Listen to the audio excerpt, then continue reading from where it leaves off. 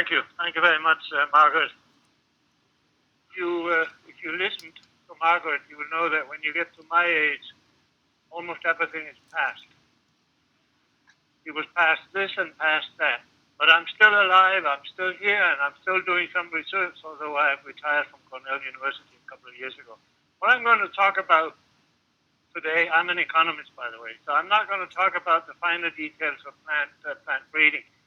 I am going to talk about what I think it's going to take to feed the Asian middle class over the next 30, 40, 50 years in a sustainably advantageous way. So I'm going to talk about what's going to be the demand structure for food in Asia with emphasis on the middle class, and what about the nutritional situation? How do we improve nutrition through plant breeding and other things?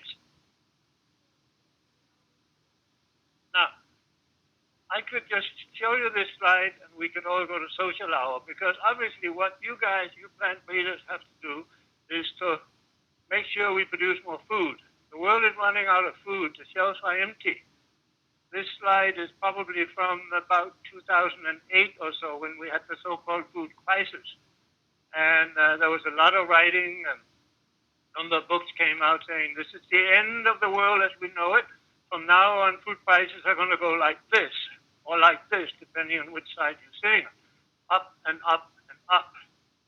And in fact, some people were actually making money from putting that in books. This book was written by a friend of mine. He published it, sent it, the manuscript to me for review, and I said, please don't publish that book because it's going to be outdated before you get it on the market. It was published anyway, and I was right. And here's why. The world's farmers didn't know that they were supposed to slow down so that we could have another long-term food crisis. They produced an immense amount of cereals, as you can see there, 23% increase during the last 10 years, much more than what was demanded, and therefore the warehouses were filling up. The cereal stock during that 10-year period went up by about 30%, and I'm showing also, I'm showing cereal stock for China and for India, but I could also show you some numbers from parts of Africa, Zambia, for example, Malawi, where they also had accumulation of cereal stock during this 10-year period. Thailand decided, in preparation for an election, it's not only the United States that has some interesting presidential elections, that also happened in Thailand. So the Thai government decided they wanted to stay in power, so they gave a small price increase to the rice farmers. The rice farmers responded, but of course the price was above the market price, so the government had to buy it up. That's a little bit of it. Huge amounts of rice were in stock in Thailand. Now, Thailand is a major rice exporter. And if they were to release all of this on the world market, rice prices would drop dramatically. They were, of course, dropping rather dramatically after the middle of 2008. And there's a nice little story about that, by the way. I don't have a slide on the rice prices during that period. I do, but I don't have it with me. Rice prices basically tripled over an 8-month period, from about the middle of 2007 to into 2008. World market prices went up from about $300 a ton to at one point a little above $1,000 a ton. That didn't last more than a few weeks. So some enlightened individual or group said, look, Japan has a huge amount of American rice in stock, which they were forced to import as part of the World Trade Organization agreement, but the Japanese consumers don't like American rice, so it went. So therefore they put it in a warehouse, and they wanted to use it as food aid, and the Americans said, no, you can't do that. Then they wanted to use it as feed, and the Americans said, no, you can't do that. Then this enlightened person said, why don't we asked the Japanese to release all of that rice when these prices were so high. Wouldn't that bring the prices down? This is a supply-demand kind of question. Well, the Americans thought about it for a while. They negotiated with others. Finally, there was an agreement that some of that rice could be released to the world market. 10 minutes after that agreement was announced, the rice prices dropped like a rock. The rice was never released. So prices were so high, not because we were short on rice, but because a number of traditional exporters, such as India, Cambodia, Egypt, and others, decided to stop exporting rice to keep the domestic prices from increasing. That, of course, just passed the price increase onto the world market. So the Philippines, which is a major importer of rice, got scared because the Philippine government is much more comfortable if the rice prices are reasonable. In fact, there are some rumors that governments of the Philippines would probably fall if suddenly the consumers had to pay 3 times as much for rice. In any case, so the government was stuck in a situation where they had to import rice at close to $1,000 a ton, whereas a few months before they could have done it for 300. Fortunately, there were a couple of real nice exporters, the United States and Thailand. And they said, sure, we will continue to export. Of course, the price is up here. So they were, what is it, the saying goes, they were doing well by doing good. I believe that's the right term. Anyway, I'm raising this as an anecdote because it's a rather complex picture that we're getting, and it's not nearly as simple as what New York Times put on its front page or any of the other newspapers saying, now we're running out of food. Look at how the food prices are going up. One of the other things that we need to look at is whereas food prices may go up globally, what's really important for little Johnny's nutritional status in country X is what happens to food prices in that country, in that community. We did a 3-year study with researchers from 14 developing countries looking at how the governments responded to food price volatility during the period 07, 08, and then again in 2012 when the food prices went up again. And what we found was that the fluctuations in the domestic market of virtually every one of those 14 countries by far exceeded the fluctuations in the global market. And they were not very highly correlated. So when FAO suggested in 2000 and beginning of 2008 that there were 250 million more starving people because food prices went up. I don't know if you remember that. I didn't bring a slide of that, but it's very interesting. FAO said the number of hungry people has just gone up from 800 and some million to a little more than 1 billion. Nice round number. All because of food price increases. Some of us screamed bloody murder and said that's not possible because the prices did not increase in India and China because they manipulated or whatever you want to call it, they used trade policy to make sure that the domestic prices didn't change. So if you take all the poor people out of India and China out of the global picture, you just couldn't find 250 more people who would be likely to be hungry. FAO finally caught on to that, and they lowered it right back to where it was before. And then they issued a new graph, which didn't even have a blip in 2008. Am I picking on FAO? Of course not. They were just doing what they thought was right.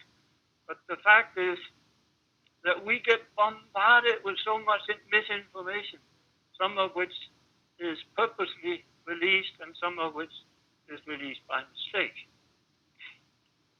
When this picture was taken in India, India had 80 million tons of grain in stock.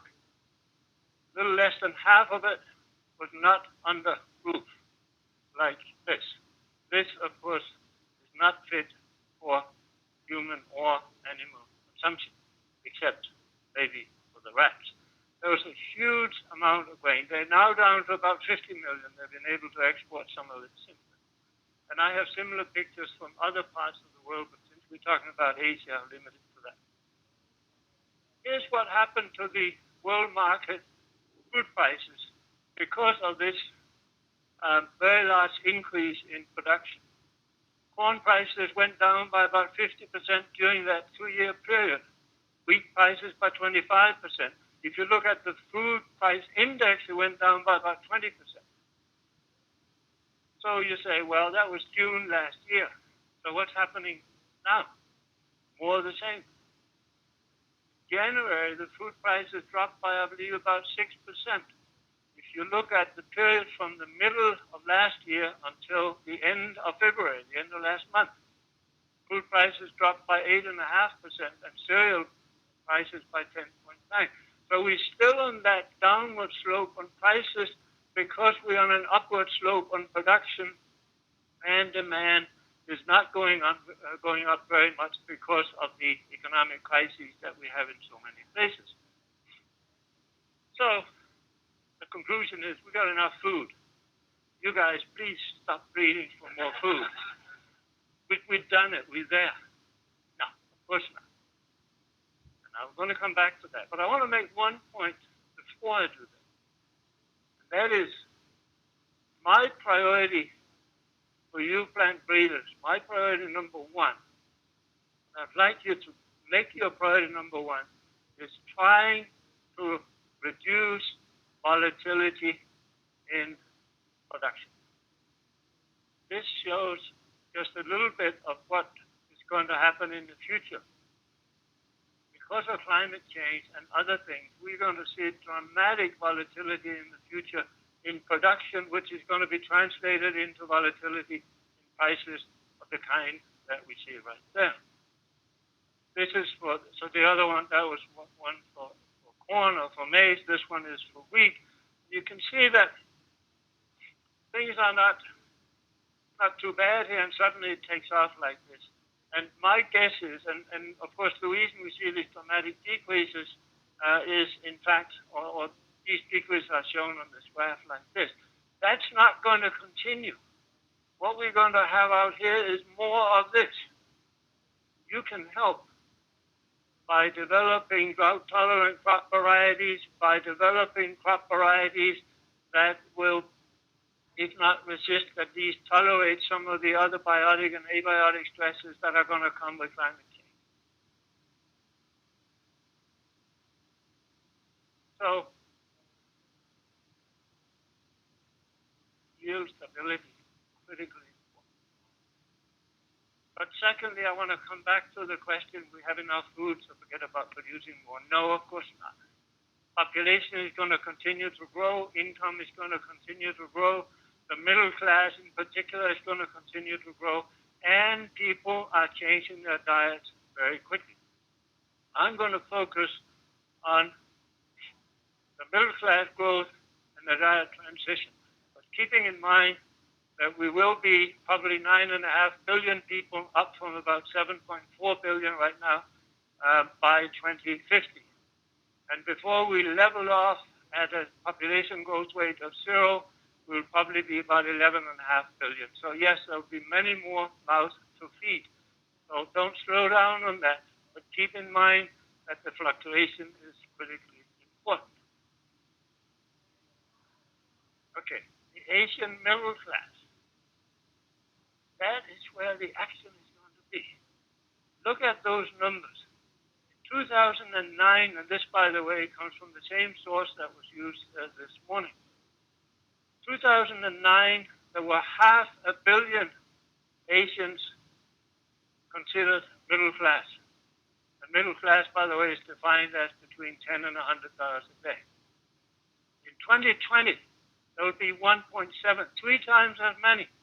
And by that time, more than half of the world's middle class will be in Asia. Go to 2030.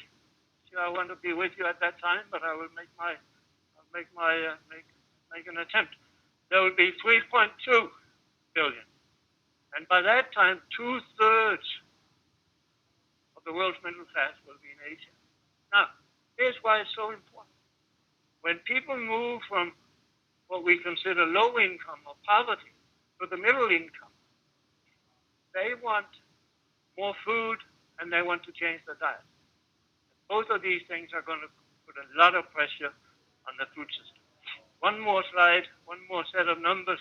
This is the Asian middle class purchasing power in purchasing parity dollars and percent of the world's middle class total purchasing power. And again, you see something rather similar.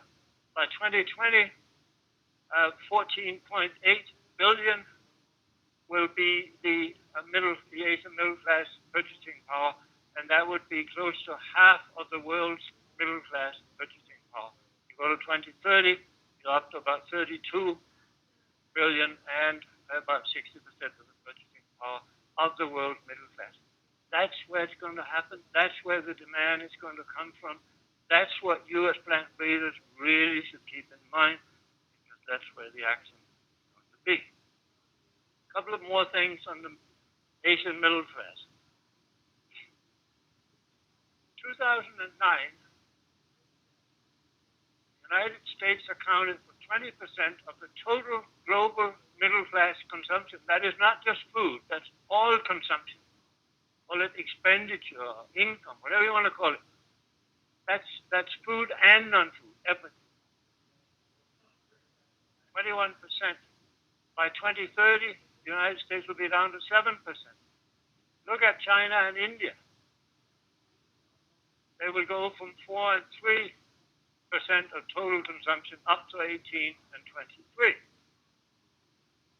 going to be a huge relative change. That doesn't mean that the United States is suddenly going to become poor.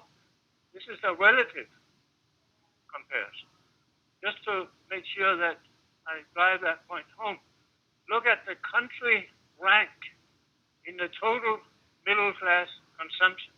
I just looked at the top 10. This is total consumption, not just food consumption. 2009, the United States was number 1. It dropped to number 3.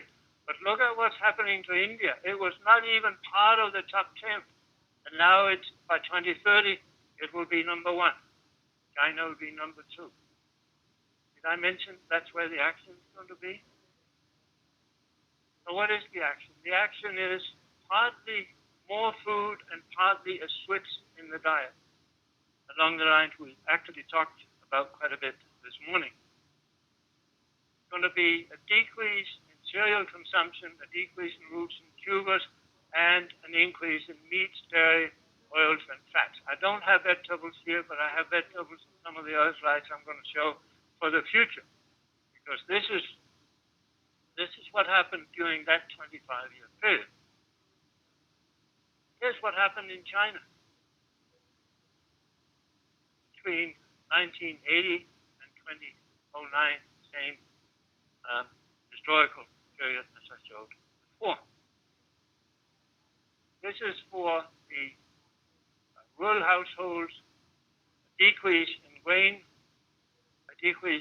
consumption, a decrease in vegetable consumption, a tremendous increase in edible vegetable oil, tremendous increase in meat, fish, and fresh eggs and fish. Same kind of thing we find in the urban households. I don't think I have to go through that. The baseline, of course, I'm showing here is 2009. You compare the other years to the last year that we have in this slide.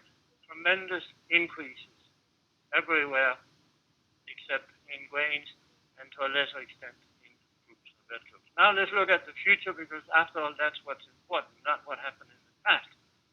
Here's the rise in China's total food consumption, at least the best estimate I've been able to find. A bit surprising, China is going to consume a little less vegetables. The reason maybe they are, in fact, consuming a great deal of vegetables as it is. They are going to increase cereal consumption. But look at what's happening to oilseeds, beef, dairy, and sugar. Dramatic increases. 866%, if that makes any sense, but it's a very large increase. Now let's look at what's going to happen in India. Their vegetable consumption is going to go up dramatically. It's going to more than double. Fruit is going to go up dramatically. And again, same story, dairy products, oilseeds, meat, and sugar. There will be an increase in cereal consumption according to these estimates. We can also look at some of the other Asian countries, namely the Asian members, and again you see the same trend: rapid increase in vegetable consumption or demand, rapid increase in fruit demand, meats, etc. Very, very similar. Now let's look at a more mature Asian country, namely Japan. There you don't see it. They have passed that. You don't see much change in Japan. They have they've gone through that diet transition. But all of this is for nothing if people are malnourished. We really need to understand how does this interact with the nutritional status of the middle-class Asians, or for that matter, any Asian, or for that matter, any middle class.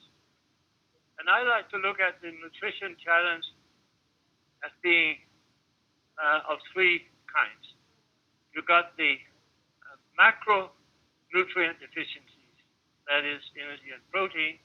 You got the micronutrient deficiencies, like iron and vitamins and minerals, other minerals, and so on. Then you got obesity and overweight and obesity, excessive intake of energy relative to expenditure. Now, I'm going to show you some numbers for number 1 and number 3. But I'm going to argue that number 2 is the most important for the Asian middle class. And unfortunately, I can't find any numbers that I believe are close to being believable for number 2. We'll come back to that. So if you look at calorie deficiencies, we call it hunger. 1990, there were about 740 million, about 24% of the Asian. This is now the total Asian population, not just the middle class. And in 2015, it's down to about 512 million, about 12%. By the way, they achieved the Millennium Development Goal of reducing by half the percent of the population that is what FAO calls undernourished, meaning they are short on calories and presumably protein. So there was a decrease. If you subtract one from the other, you get a decrease of 230, but most of that took place in China. If you look at the world as a whole, there was a decrease of about 200 million because there was an increase in parts of Africa. If you look at the world as a whole, about 200 million people escaped hunger from 1990 to 2015. But 75% of that 200 million took place in China. Now, China is a big country. There's nothing to be surprised about, I suppose, except it's one government. It's one government that made that happen. Makes the rest of the countries look pretty bad when you look at them as a group. I said I was going to show you some slides also for item 3, namely overweight and obesity. And of course, we got many more numbers on this. But this shows the prevalence of overweight and obesity in selected Asian countries, about 12% in India, 29% in China, and 35% in Thailand. And we have many more estimates of other countries as well. Now, coming back to the hidden hunger, I can go back to that. The estimates are that 2 billion people worldwide suffer from micronutrient deficiency of some kind.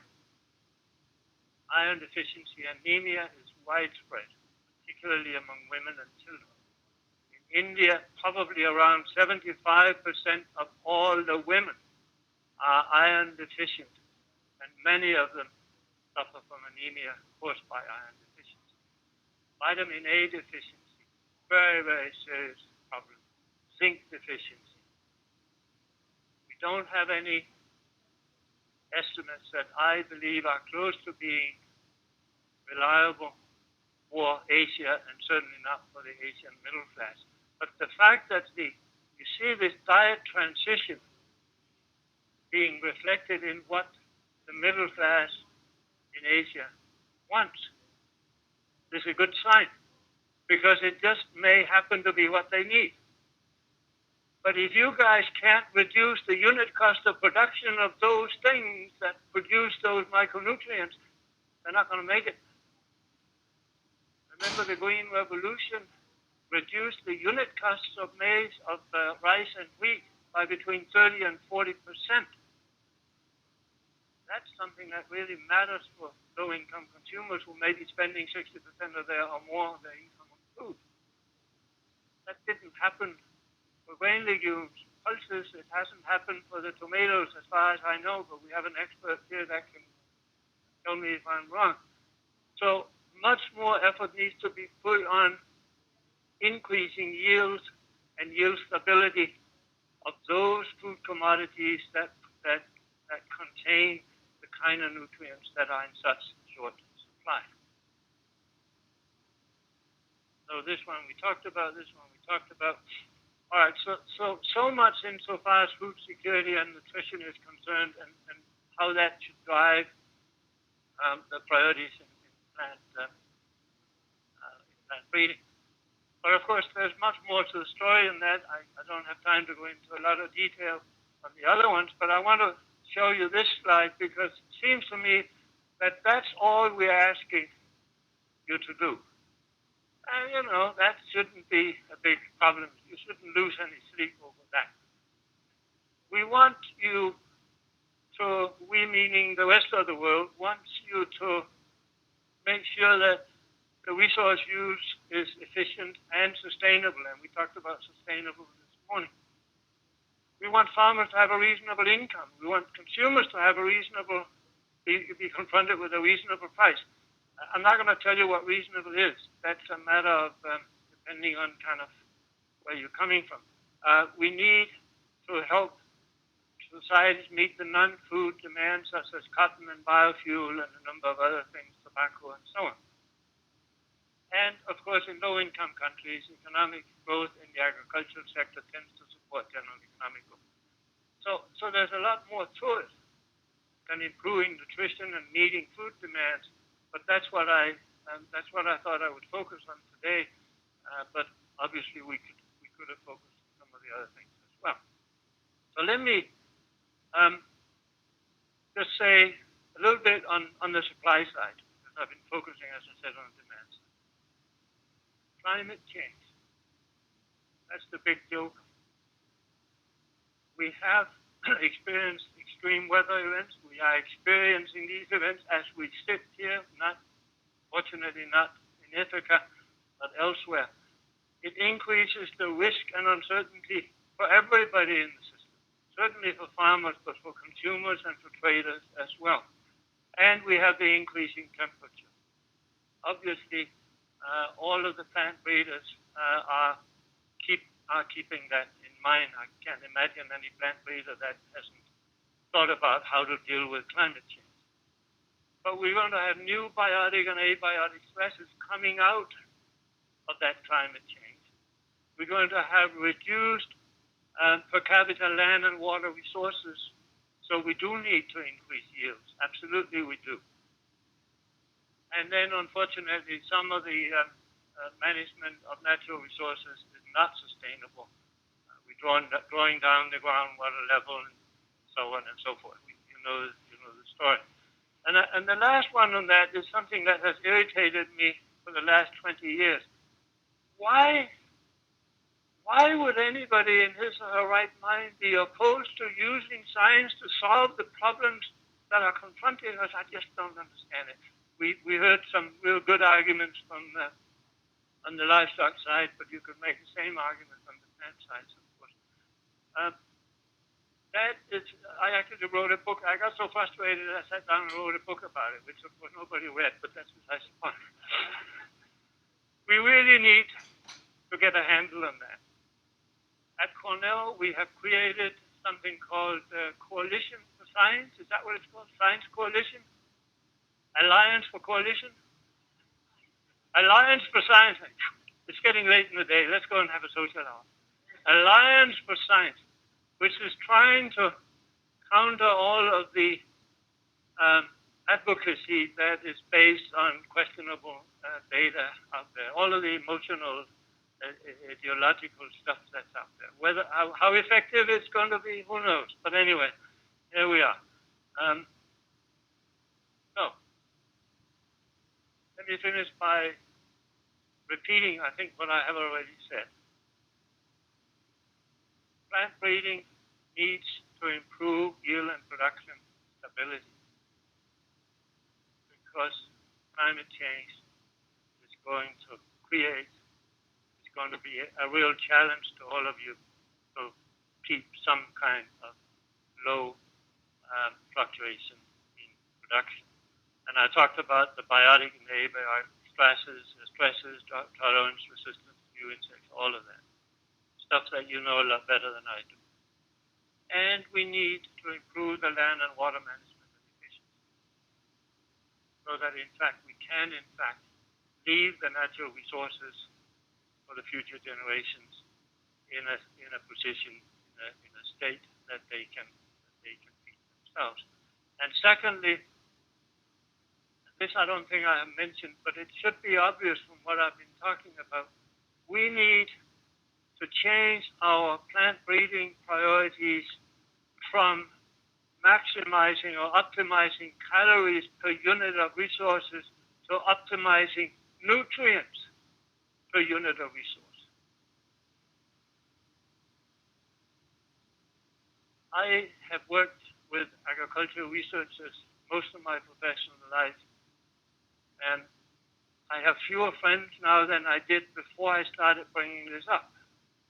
Because the argument is, look, we are being asked to do all these other things, and we saw lists of traits this morning. Now you're asking us to also change our focus away from, quote, food, measured, I guess, in calories and protein, food grains particularly, to the kinds of things that we also talked about this morning that would have a lot of vitamins and minerals. But unless we're willing to begin to make that change, we're going to continue to produce more obese people who, by the way, are going to be micronutrient deficient. Now you think I've gone too far, right? Guess what? There are millions and millions and millions of people in developing countries and the United States and my country, Denmark, that fall into that category. They are obese, they're iron deficient.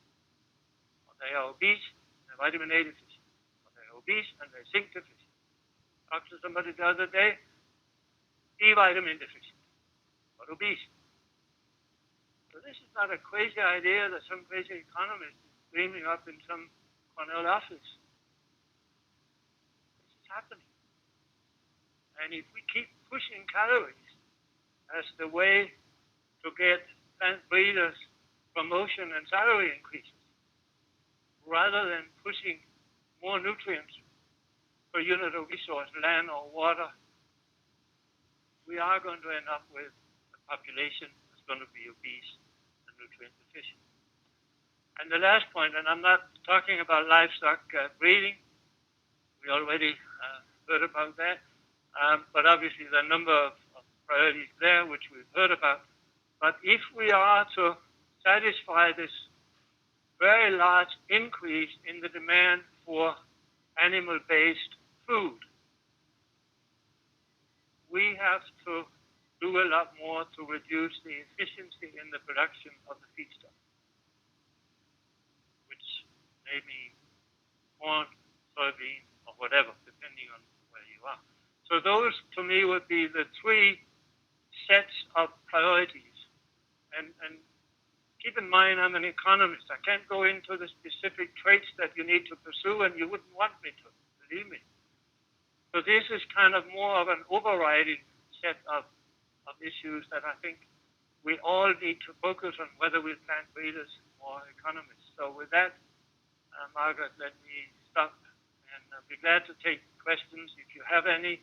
There's a social hour waiting out there, which may discourage you, but that's up to you. Thank you.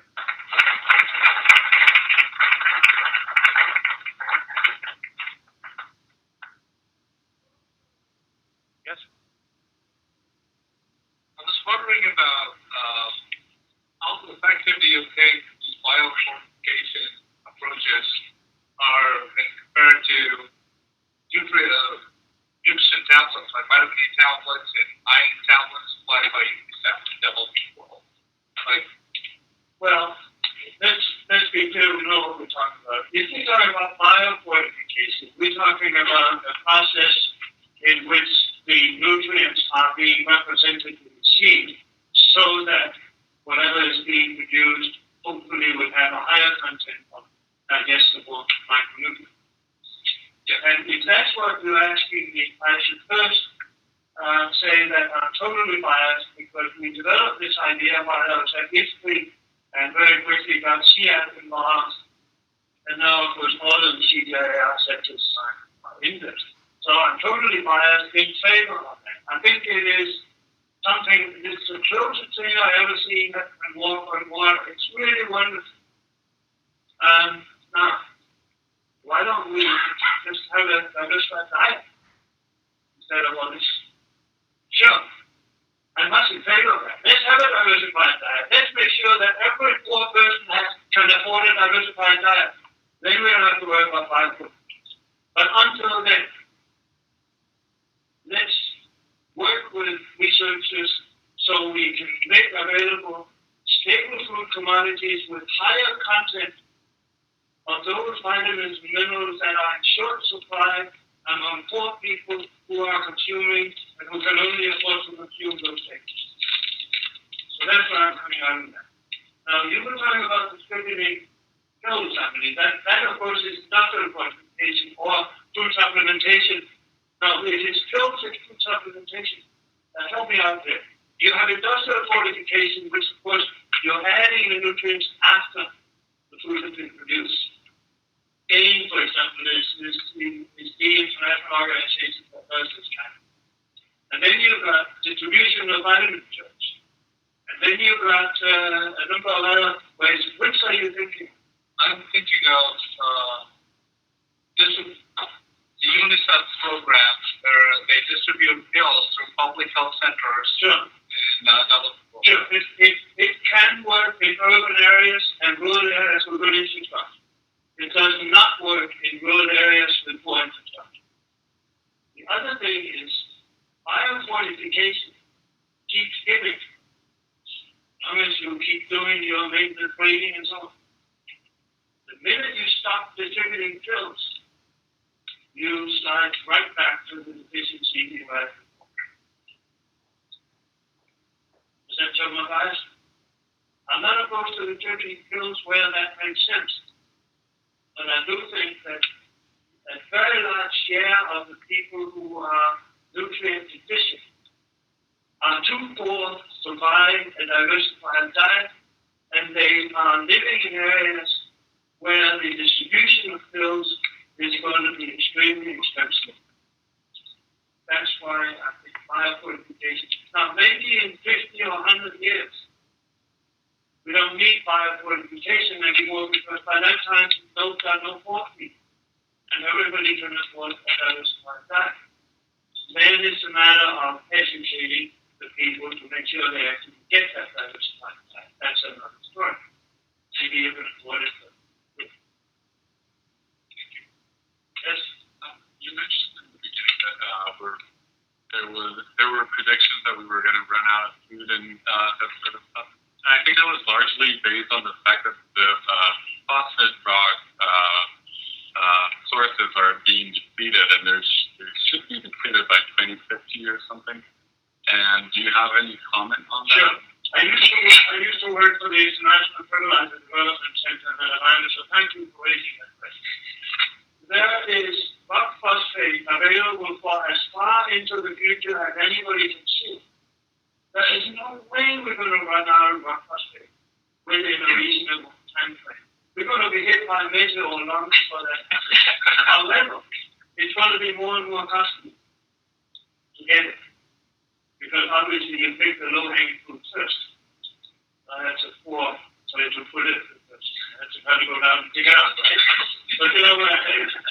You take what's least expensive first, and so the cost of production is not going, but it's there. And we keep finding more rock phosphate than we use. So it's not as though we are slowly reducing the stock. We're not. The known stuff. I mean, obviously, if you knew all of the stuff, it would be reduced every time we take a spoonful. But the known stuff keeps going up because we keep finding more than we need. But some of what we find is very expensive to get hold of. Yes. Yes. What do you think the role of the food companies is in this obesity epidemic that we see, as opposed to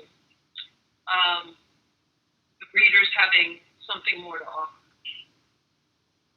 I think you know what I think about that. That's why you're asking the question. That's for giving me the opportunity to jump on food processing industry. It's important also to the plant breeders. What we need is for the consumers and the food processing industry to get together and decide to produce good nutrition instead of the ultra-processed stuff that's full of sugar and sweetener and fat. When I talk, and it's something I've actually done some work on, and I've talked to some of the food processing people. They're all wonderful people. They are in the business to make money. You can't blame them for that. That's our system. So when I talk to them, they say, look, that's what the consumers want. Then when I talk to the consumers, they say, that's all that I can get for the money I have. Because sugar, sweetener, and fat, generally speaking, is a lot cheaper than the good stuff. So we need to bring those two sides together. Economists call this the prisoner's dilemma. That is, you've got two prisoners separated in the jail. That person doesn't know what this person is saying when they asked to talk. You have to get some idea of what the other one is saying. So therefore, both of you are going to lose because you're listening nothing. It's a little more complicated, but it's so the consumers feel that they don't have access to something that tastes as good and it's no more expensive, but it's more nutritious. Therefore, they buy the stuff that's available to them, and the processors are really mixing produce what you want. Now, it's not quite as straightforward as that, because the processing industry, of course, is telling us what we should be demanding, buying, and eating. So, by bringing them together, maybe we can change the Saturday morning cartoons so that instead of telling the kids to eat the wrong thing, maybe we can tell them to eat the right thing, and the processing industry will make as much money for that. But it takes bringing them together. I don't know who should do that. Maybe, well, that way maybe. Well, I think given that one of the topics here is middle class, the food industry is the thing that translates the food that the breeders potentially help to produce, yes, and the food that the consumer actually consumes. There's somebody in between there. And when I really want to be ridiculous, I'm arguing that agriculture is now primarily the producer of raw materials for the food processing industry. I think that's true. And I think, therefore, when in a presentation like this, we need to make sure we have that food industry. That's a player, right? From a middle class. Good point. Good point. Yes. You can turn, and this is why there's a lot of discussion now about how how agriculture can be changed to improve nutrition. That is precisely this point. It's the food system that we need to look at. That includes all of the things that are happening. Now, how I fit that in here in that presentation about plant breeding No, we thought we'd invite you back.